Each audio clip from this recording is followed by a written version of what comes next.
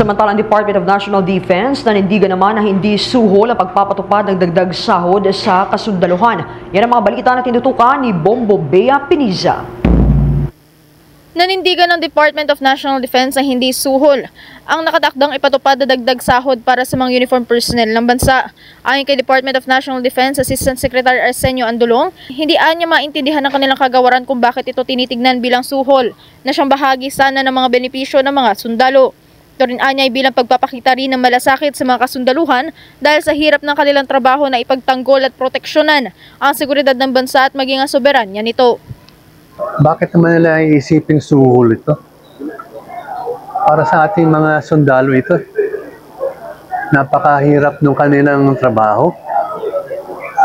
Hindi ko maintindihan itong mga nagsasabi nun. Na medyo isipin naman nila yung kanilang sinasabi. Nasa yung malasakit natin para sa mga dumidepensa sa ating taong bayan at ating soberenya. Binigyang diin din ni Andulong na matagal ng overdue ang increase na ito para sa mga uniform personnel kung saan huling na ipatupad pa ito noong nakaraang administrasyon.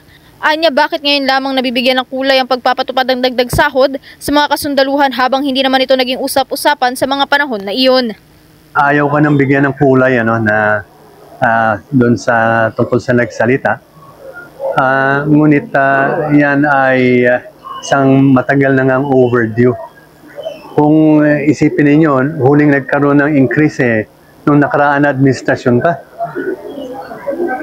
Nung panahon na yun, may nagsabi ba ng ganyan? Yun ang tanong ko sa kanila. No?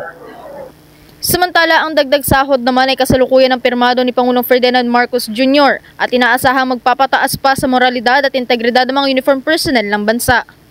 Mula dito sa Camp Aguinaldo sa Quezon City para sa Bombo Network News, ito si Bombo Bea Piniza and this is Bombo Radio Philippines, the #1 and most trusted source of news and information.